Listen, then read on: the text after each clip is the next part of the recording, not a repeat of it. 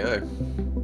Hello, friends, and welcome to day 9 of Drenched in Wonder Cannabis Conversations. Oh, we're on a roll, and I'm loving it, I gotta say. I hope you're enjoying it too, friends. And a big thank you once again for anyone who's joining me for this ride.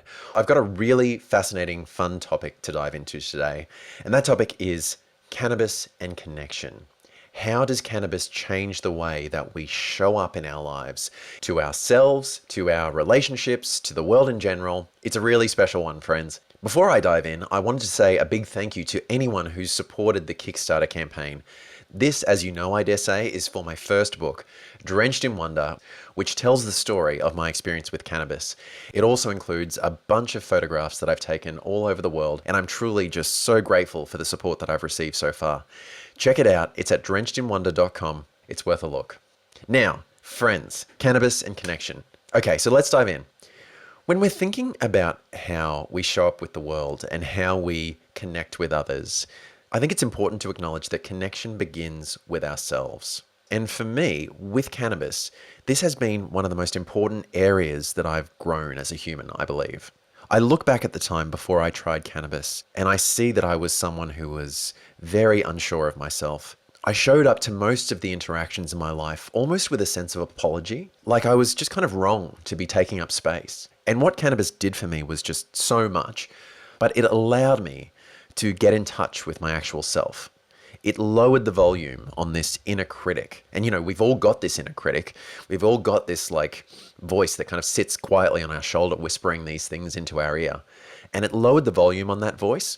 And it also helped me become aware of it. It helped me go, oh, I see you, you cheeky little, And it just allowed me this deeper insight into all these different parts of myself that ultimately do affect how I show up in the world. And with this understanding and acceptance of this kind of broader scope of who I actually am, I was then able to show up with a different mindset. I was able to be more present, less kind of guarded, and ultimately more confident in all the interactions in my life. For me, it breaks the cycle of overthinking or second guessing or perfectionism. And these are all reasons why creativity, of course, is an area that cannabis really helps as well. And as I sat just more comfortably in my own self, naturally, all these interactions changed for the better. I became more honest. I became more willing to be vulnerable, more willing to just kind of show up as the person that I am. And it's a beautiful thing with cannabis because, in a way, there's almost not a choice. I become myself. There's almost nothing I can do about that. And of course, there's also no point not to. Now, of course, I've talked about the tipping point. Obviously, there is a point where this goes too far and even drift further away from ourselves. Again, as always, I'll probably say this in every episode, but responsible, mindful, intentional, balanced use for the win. The other thing that cannabis gives us is this feeling of connection to nature, to the bigger picture, and to our patience. And what I found was that my perspectives were now kind of more interesting as a result. So not only was I showing up more confidently, I was also showing up with this new enhanced mindset and these new fun perspectives that actually kind of circled around, and it kind of helped this upward spiral. It also enhances empathy. I found this very, very strongly with cannabis. And again, this feeling of zooming out to see this beautiful species of humanity that we all contribute to, and just feeling this love. Once upon a time, I looked at humanity as this thing to be very, very scared of, but I don't see it that way anymore. And I see us all together on this journey, and that allows me to do things and to take risks that I may not have otherwise have taken. Solo travel, for me, once upon a time, that wouldn't have even crossed my mind. But now I've experienced so many different places and so many different things and met so many different people just as a result of this shifted mindset. It also helps us find emotional spaciousness, a greater ability to listen and to pause and to feel. I've become a significantly more stoic person since implementing cannabis into my life. Once upon a time, I would gut react to something with anger or frustration or, whatever. But now it's okay, let's not go down that path. It kind of, again, it puts you as an observer to your own experience, and it gives you that choice. I'm not going to go down this same well-trodden path that I kind of know where it's going to lead. What if I make this other choice? Okay, so what does this actually all look like? Well, basically, Whether I'm high or not, I move through life with this warmth, this kindness that I just love about myself so much. Now, it's not that this didn't exist within me already. It's not that I'm a different person while on cannabis. It's actually the opposite. It helps me more effectively become myself. And this is why it's so useful.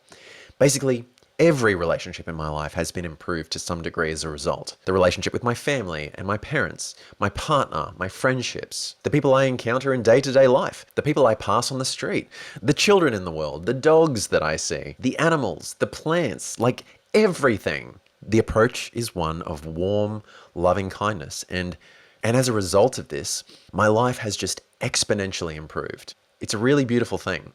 Now, of course, the tipping point. It can go the other direction. And as someone who's a natural introvert, I need to recharge alone. And sometimes cannabis can kind of help me go towards that side of myself, perhaps just a little bit too much, you know? Oh, it's easier to stay in. It's more nourishing to focus on creative work right now than going out and connecting with the world and socializing and friendships and all that. I'll just stay here and do my thing.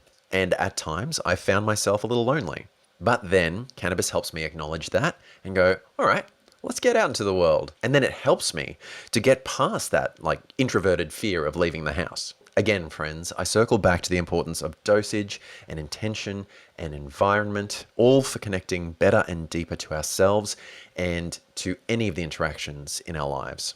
And it helps to open ourselves, to new experiences, to dare and be vulnerable, to open our hearts, to share our weirdness, our dreams, our desires, our fears.